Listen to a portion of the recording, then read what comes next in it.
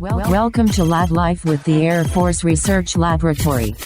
Hi, I'm Michelle. And I'm Kenneth. Hello, folks. Today we are joined by Dr. Emily Heckman to discuss printed electronics, astrophysics, and the power of theater. In 3, 2, 1. Dr. Heckman, welcome to the podcast. Great, thank you. It's nice to be here. Yeah, we're glad to have you. And really, this is just an audition for us to see if you could do future voiceover work. Oh, okay. Well, I'll get my singing voice warmed up then for you. Yeah, because one of the fun things we found about you is that, growing up, you originally thought you would, take a turn on Broadway. You were a big fan of theater. You were pursuing that. Yeah, I didn't expect, if you would have asked high school me, would I be a scientist? High school me would have laughed at you. So, all through high school and even into college, I wanted to pursue theater. And I didn't do any honors science classes. I didn't do any science fair because that would have taken away from being in shows. And, rehearsal schedules were always intense. And I thought, I even applied to school for a college to be a theater major. And then I think I had a little bit of a reality check thinking, whoa, can I really do this professionally? And so I always loved math, even though I wasn't in the highest track for science. I was always in the highest track for math. I just loved it so much. So I had a very strong math background. And so, when I was looking around at, what else could I do as my theater backup plan? I thought, hey, physics has a lot of math in it. So, everyone goes from theater to physics, right? I also fell in love with the space program as well. I've always loved that idea. And so I wanted to be an astronaut. I thought, if I can't be on Broadway, I'm going to be an astronaut. That seemed like a logical jump for me. I thought, astrophysics sounds like something you would study if you were an astronaut. And so you have to be an astrophysicist, you have to start with physics. And so I double majored my freshman year in college in physics and theater. And then eventually I just kind of came to the conclusion that maybe physics and science was the better way forward for me. And so then I just kind of zoomed in on that path. So yeah, but I still love theater, and I do choir when before COVID, I would do some choir and some singing. But I got to tell you, honestly, one of the best skills you need to be in science is a theater background. The shows you have to perform to get your funding, that comes in really handy when you have to get up and do a song and dance for different, people who control the purse string. So I still get a lot of use out of those skills. That was something I was going to ask about because I was in a theater background myself, quite a few musicals and a few acting bits back in high school especially, and I found that really helped me with confidence on stage, presenting in front of people, and really just having fun. So I'd love to know before we go ahead, is there a musical that really sticks out to you, one that when you performed and you loved? For example, mine, Little Shop of Horrors, I think is still the one that I had the most fun being part of. Well, okay, so in terms of being a part of, I had the lead in 42nd Street in high school, and that was certainly a lot of fun because I also got to tap dance and sing. But in terms of my love, so one of my ways I've made my mark in the Censors Directorate is I did perhaps sing a parody to Evita, to our chief scientist, during a large gathering. So a lot of people now around Censors, the cat is out of the bag, that I sing because I wanted to do exactly that. I wanted to bring some fun to an event I was organizing. And so I love Andrew Lloyd Webber, and Evita is one of my favorites. So I did a parody to Don't Cry for Me, Argentina. But I think it was something like, Please Don't Leave This Talk Early, or something like that. I love that. So I understand if this isn't recorded anywhere, we at least know now that it happened. But I think that's such a cool and fun way to make, like you said, either a talk or presentation or even engage people. Is the magic of theater something everyone can smile or at least bob their head or have fun to? So the fact you can still continue doing that in your career and still see that impacting it, I mean, how neat is that? They talk about theater being a magical place, and it sounds like the magic never left. Right. Well, and I think, science is fun too. And I think sometimes we take ourselves too seriously. And so I love to bring a little levity, whether it's to group meetings or, professional meetings. I think it's fun to find the joy in life. And that's an easy way to do it. So speaking of that connection then, of how kind of the theater and you were working there back in college, even back in high school, and kind of that transition to more of the harder sciences, were there any notable internships that you had on your academic journey that really helped prepare you for where you are today? Okay, well, this is a complicated question because they did, but probably not in the way that you're going to expect me to say. So I told you I was really interested in astrophysics because I wanted to be a scientist. And so I pursued this. There's a fantastic program the NSF offers. And so I certainly want to plug this if any undergraduates might be listening, probably not, but if they don't know it, it's the research experience for undergraduates. And so the NSF has all of these different sites around many, many universities where undergraduate students can dive into a certain field and really try it out in the summer. And so I pursued internships in astrophysics because that's what I thought I wanted to do. I had one at the University of Chicago, and then I also did one at the Harvard Smithsonian Center for Astrophysics. And they were really interesting. So a fun thing when I was in Chicago, I have I'm able to say that I discovered a galaxy. So that's fun. But unfortunately, it's not named after me or anything because it was done in kind of the most underwhelming way. And that was sorting through quasar data. So quasars are these giant flashlights at the edges of our universe. And they act, well, I say a flashlight, they act like a flashlight because the energy radiating from them goes through all of this stuff. And basically whatever's in its path between us and the quasar is illuminated like a flashlight. And you can look at the chemical signatures of that data. And that's how we discovered a galaxy, was by examining quasar data. We found chemical signatures, which only could come from a galaxy. And that part, the end part, was really cool. But what I discovered with these internships was that astrophysics was a lot of sitting down behind a desk and analyzing data. It's a lot of computer programming. And that was not what I envisioned. Maybe I was thinking, Jodie Foster and Contact or something. But what those internships did was help me fine tune what I wanted to do. And that led me to optics and physics because I really enjoyed the hands-on aspect of physics and science. And I wanted something where I could get my hands in there and make things work and move things and program equipment so that it operates and does different stuff. And so those internships didn't excite me about astrophysics, but they excited me about a different part of physics and helped me realize, well, hey, that's not really what I wanted to do, but this is. And so those two were notable, but for, maybe the different reason. That's why I think it's so important to try out and to be able to test drive certain professions before you make that commitment into grad school and study them for 7 years.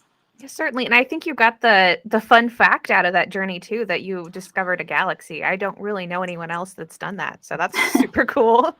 Well, and then there was also a very cool thing at the Harvard internship where we were testing a piece of equipment, and that actually did get launched later on a mission. But of course, that was part of a team of about 30 different people, very interactive type thing. But that was a lot of fun as well.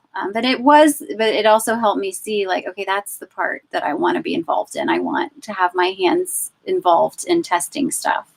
Well, that sounds like starting with a phenomenal, opportunity through the National Science Foundation. That's really cool. And then how did you end up transitioning to AFRL and ultimately working on our sensors team? Really, the AFRL part comes down to maybe a little bit of work-life balance, and that's the two-body problem.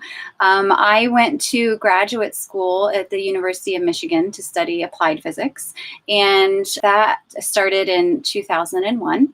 And I had been dating my now husband pretty seriously in college, and we were engaged, and he had accepted a job in Dayton. And there was a bit of a notable event that happened in September 2001, September 11th specifically.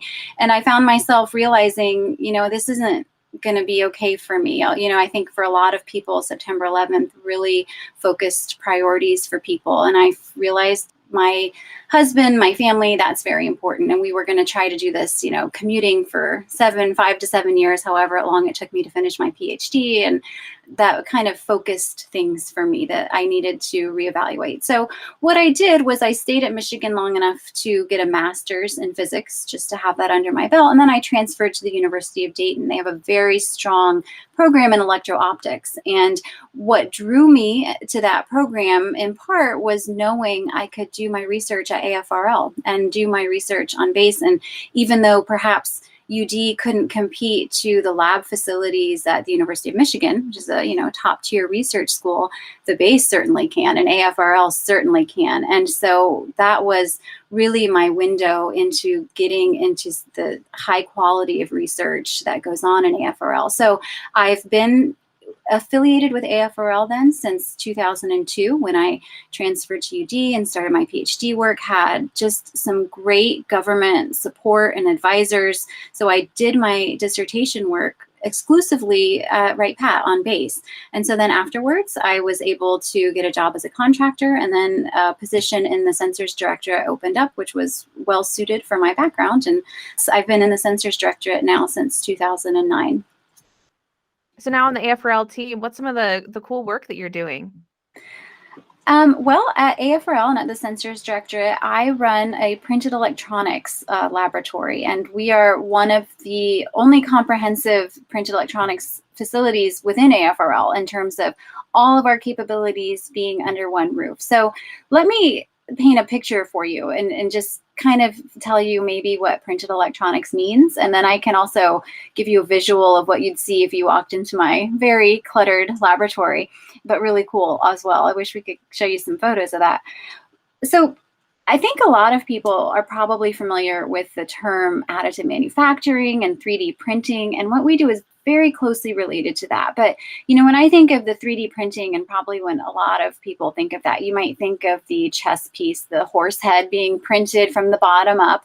And that's a very similar technology as to what we're using, but we are printing with slightly different materials. We print with gold and with silver and different metals and some very highly novel materials like graphene and 2D materials, and then also some polymer type materials. We also print them in a much more finer capacity. We can print down to a 10 micron line width, which, just to give you an idea, a human hair is about 100 microns in diameter. And so we're printing to a 10th of the size of a human hair. And if you walked into my lab and you're looking around at what our equipment looks like, we have several different types of printers and several different types of technologies. And it's a way of taking these materials in a liquid form and taking them and depositing them into a circuit type of design. We use inkjet printing, and if you have an inkjet printer at home, it doesn't look too dissimilar from what our inkjet printer looks like. Ours is maybe a little bit bigger, and also then it's probably a slight difference in what we're printing with. As I mentioned, we're printing with silver and gold and precious metals, and so that is a little different. The other technology we use is something called aerosol jet printing. And this piece of equipment looks like two washing machines, perhaps stacked on top of each other in terms of its size. And it's not too different from an aerosol can of hairspray, however. What we do with this technology is it takes an ink with a precious metal mixed in with it, and we aerosolize it by adding some gas to it. And then we do it in such a way that it can be deposited very precisely. And so I mentioned we can do 10 micron line widths. We can also control the thickness as well. And so why we are looking at this technology, what is printed electronics? Well, if you're not too familiar with perhaps how regular electronics are made, or, conventional electronics, a lot of conventional electronics use a subtractive technique called photolithography. And this is where you have a metal of interest, maybe it's your copper, or perhaps it's your semiconductor material, and it's deposited everywhere on the wafer, but then you remove the parts that you don't want. We are an additive technology to, make the difference between subtractive and additive, where we're only putting our material of interest exactly where we need it. So there's a lot less waste for printed electronics, for one thing. When you're trying to keep the costs down, or perhaps just be a responsible person, not having so much waste in your electronic production. That's certainly a big piece of it. But the other really important part of additive manufacturing and printed electronics, well, there's two, I would say, really interesting pieces to this. One is that we can deposit now and print materials that you can't do with the conventional methods. So conventional electronics, they rely on a lot of harsh chemical processing techniques and a lot of chemical baths. And if you're working with a very new, fragile material, the 2D materials come to mind, they cannot withstand those types of processes easily. And so sometimes we want to explore new materials to get new capabilities, and these new materials might have some really fascinating and interesting properties to help propel our technology forward. But if we don't have a way to work with them, they're not going to be very useful. So additive manufacturing, this can provide a way to work with some of these new materials and really explore new frontiers in science. And the other important piece is that we're able to do rapid prototyping. We can do all of the manufacturing of a circuit from start to finish, from the design to the inception to making the final product, all right within my little laboratory, which is probably as big as someone's living room. You know, we can just walk in a complete circle and do all this. Whereas conventionally, most electronics, there's a lot of different parts and there's a lot of different people involved in that supply chain. And so, and especially if we're working on maybe a new technology where we're not exactly sure of the design, we can print something and at the end of the literal day, like maybe, 4 hours later, as opposed to a couple weeks later, we can test it and say, oops, this isn't working how we hoped. But all we have to do is walk across the lab, play with our computer design and reprint it, try again, either with a new material, a new design. Whereas conventionally, that process might take weeks to months if you had to make a new design, get a new mask sent out, and there's a lot of different players involved. I don't know if I've been going too much about the merits of printed electronics. The one last thing I really want to plug, though, is the part about security for our electronics. And that is because of all of the people involved in making, for example, your iPhone or computer, a lot of that is done overseas. And, there's a lot of different board houses and the manufacturing. And the more people involved in touching your technology opens a greater risk to that technology being compromised.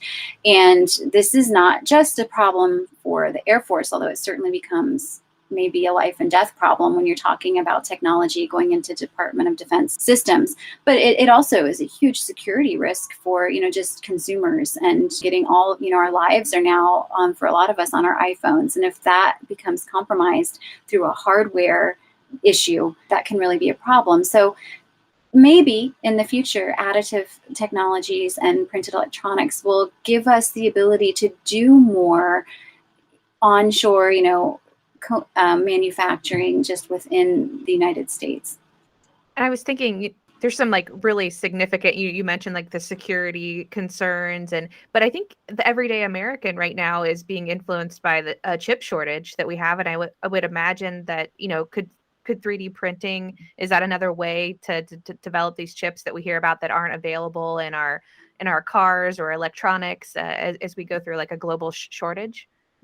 Well, we can work with these new materials and really explore new materials. So, this isn't a technology that we can get to people tomorrow, but the work in my group in particular, and a lot of AFRL, we're really looking toward the future, but this technology does allow us to look at possible alternatives to some of our current chips. And that the chip shortage is a very big concern. There's other materials out there, though, that are also being threatened. There's lithium, which is, a huge component to batteries. And so there's a lot of work in printed electronics on printed energy sources and looking into new materials. And again, the reason why we're looking using printed electronics is some of these new materials we want to explore aren't compatible with some of the conventional CMOS type processing.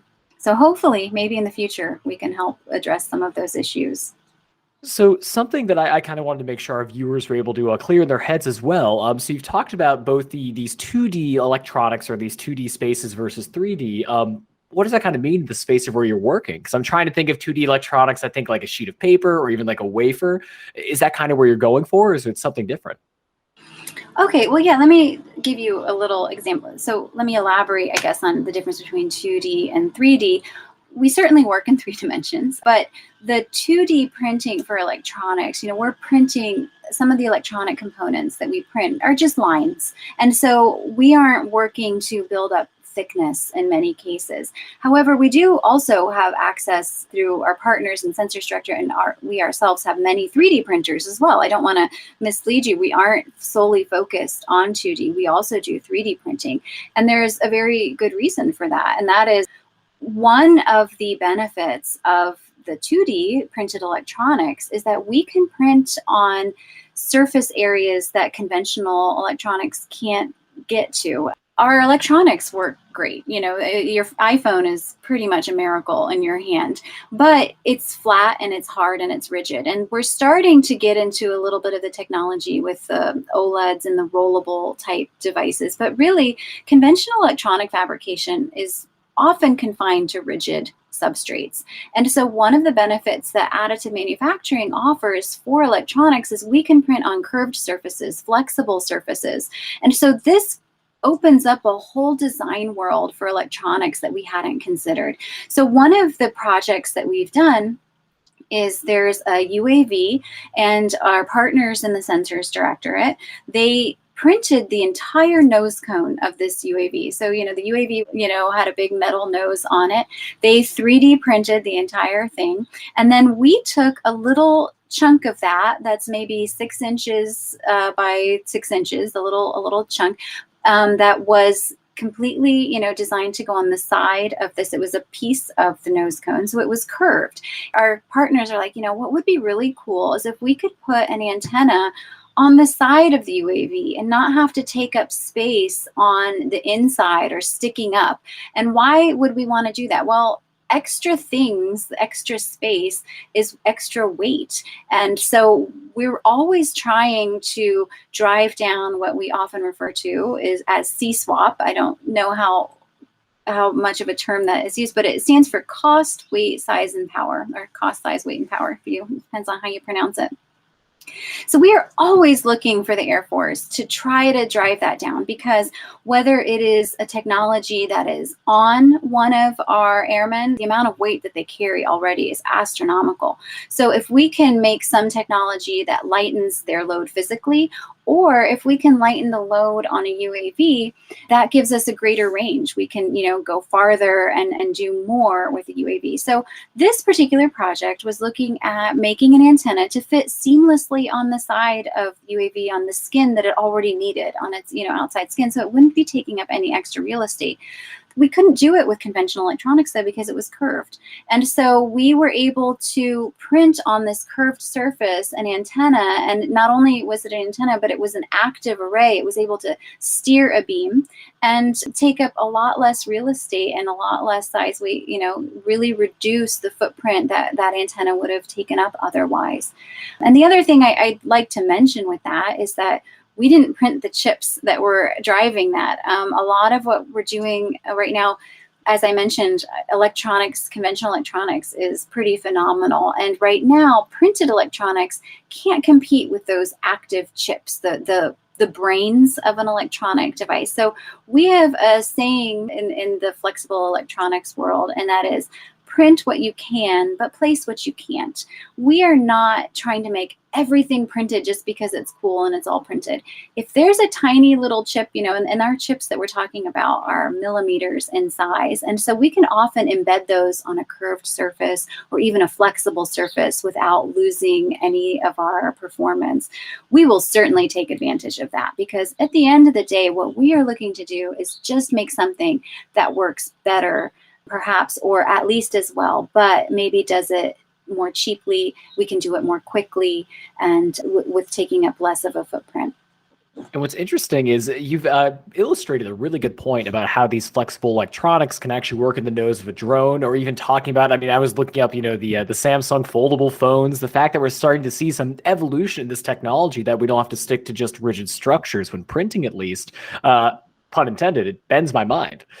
So I'm trying to like get my head around it too. I know you've tested a lot of great materials. Your team makes sure to vet all of this, but I just imagine having something bend, let's say with the foldable phones as much as they would, I imagine it'd have to degrade pretty quick. So I'm wondering how do you keep it so strong then if it isn't rigid? Like these actually bend around these surfaces. I'm trying to imagine the materials to get that done. Because you mentioned using gold and other metals to test, but is there some kind of mixture you use or technique that really makes sure it keeps its strength to help with what you mentioned, that cost, size, weight, and power kind of equation?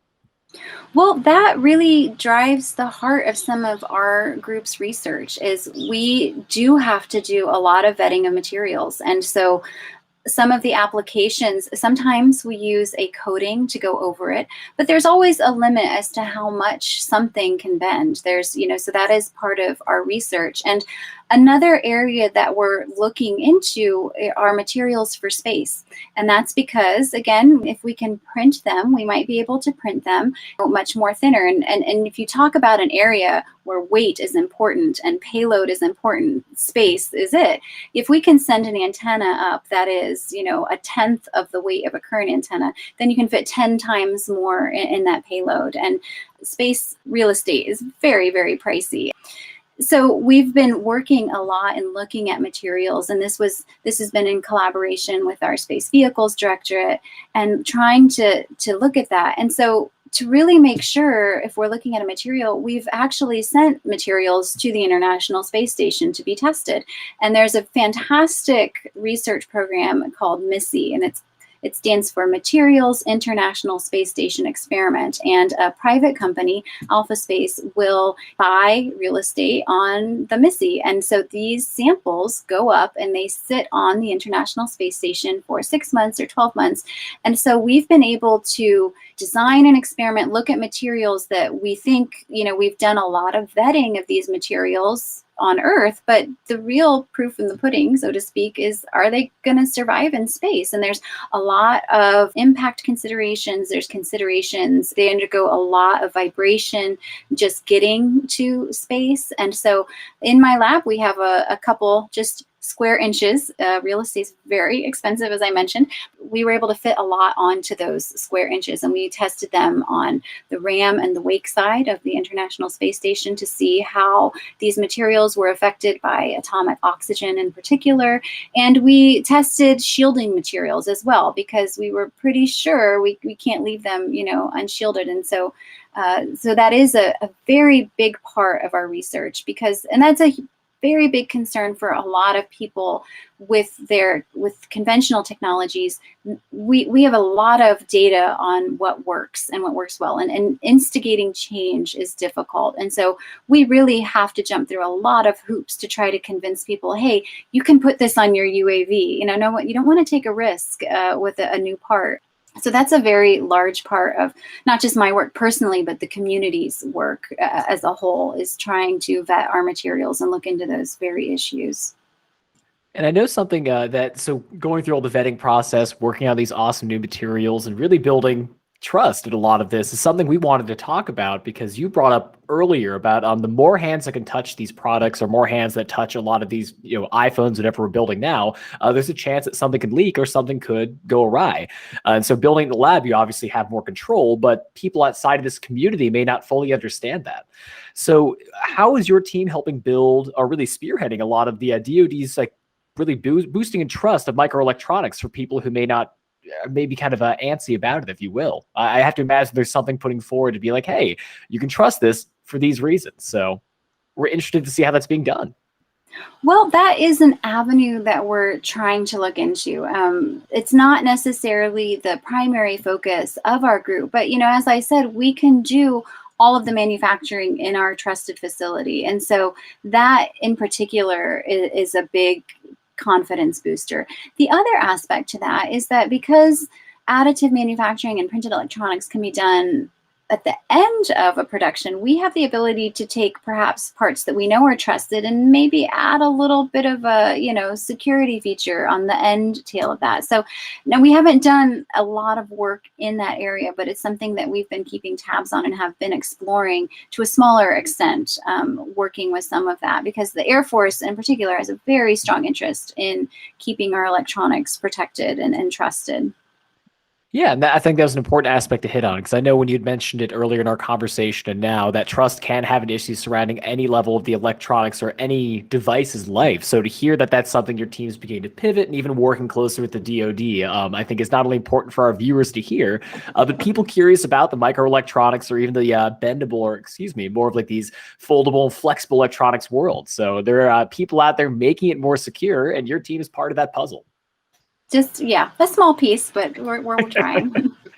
And something we wanted to tie a lot of this together then with this awesome conversation about science, with theater, space, and all of that, is really people being able to join the space you're working in. Specifically, we're interested if you had advice for young women looking to join into this world of STEM, whether that be space, foldable electronics, whatever it is, especially if they're uncertain about joining the DoD. A lot of people don't know what opportunities lie within the government or even within the Air Force. So what advice would you have for these young women who may just be joining or getting into high school or joining into college programs? Oh goodness, we could do a whole podcast on that question. I have a few thoughts on this area.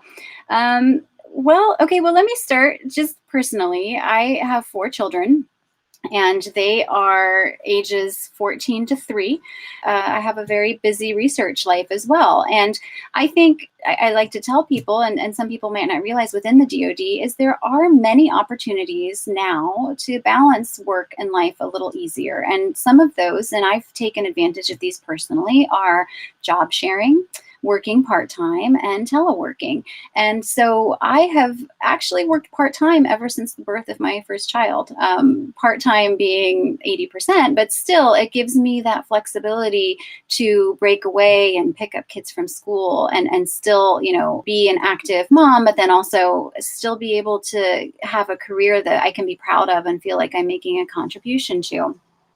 And the other aspect of that in terms of what advice would I give, and that is I really tried to plug this NSF REU program. There are a lot of internship programs like that out there. And I would encourage people, not just girls, but boys too, to take advantage and look around. Wright-Patterson in particular, if you're in the Dayton area, offers many excellent summer internships. And I always have had summer students in my lab. That is a very big part of my personal commitment. Is I feel like our lab in particular can be a teaching lab, and we always have summer students and graduate students. I think we've had high school students. We tend to do undergraduates and graduate students, but I think, taking advantage of the opportunities to learn what you like, or, in my case, what you might not like.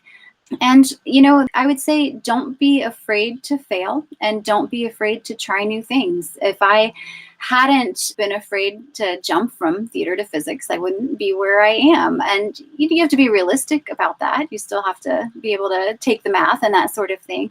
But there's also a lot of failure in life. And I think, I will go ahead and out myself that, if you would look up my physics GRE score to get into graduate school, it was abysmal. I failed that test, 100% completely failed the physics GRE. Yet I still got into a top physics school, the University of Michigan, and I was an NSF fellowship recipient. But the reason I was able to do that, even though I have miserably failed some tests in my life, is because of the commitment that I've had to research and still just kind of dusting yourself off and trying again. I know there's a particular memorable time I also had in one of my graduate physics classes where I think I got an F on one of the tests, and I'd never gotten an F before in my life. But what it encouraged me to do was work harder. And I went to the teacher and I asked questions and I figured out what I did wrong, and I studied very, very hard for the rest of the class and pulled out an A at the end of the day. So I think you have to know that failure is going to come, and we've all done it. You look at the people around you and you think, oh, I'm sure they're just, they never had an issue in their life. But I think we all have failures in our past, and you have to own it and learn from it. And the other really important piece is to never stop learning. I do try to do a lot of outreach for high school and different things. I've been a speaker for Air Camp, and I really do try to reach out to the student world, because I think I really want to encourage people to join this area. And one of the things I'd like to point out is, I am now in the printed electronics world, and I'm fairly well respected in my community, and I do, I give a lot of talks and everything. And I like to point out, how many classes I took in printed electronics as a student, and that would be 0. This field didn't exist when I was in school. And that's a very important lesson that I think people need to learn about science and engineering, is it's always changing, and you have to be willing to always to jump in and learn new things. So, you think, oh, well, you got your PhD, you've been in your job for so many years, and you're settled, and you're just going to do that for the rest of your life. And that's not the case. You have to always be willing to change and adapt and learn new things, and admit that you don't know them. I went and took classes to learn about some of this technology, and I want to dive in and learn about new things. And if you don't do that, you're going to let some really exciting opportunities pass you by. I just want to thank you for being so candid about your experience, and, that failure doesn't determine the rest of your life. I mean, someone could have given up after that GRE score, and then maybe you never would have discovered a galaxy or sent something to the International Space Station or explored a field that you've never had a class in either, and be a leader in that area. So thanks for joining us today, Emily. I really enjoyed this conversation, and we'll be reaching out to you. I think you passed your audition about doing some voiceover work from the top of the show. But oh, great. I need a backup career, so thank you. Make sure to follow us on social media at Facebook, Twitter, LinkedIn, Instagram, and YouTube at AF Research Lab. And remember, stay curious. Logging off.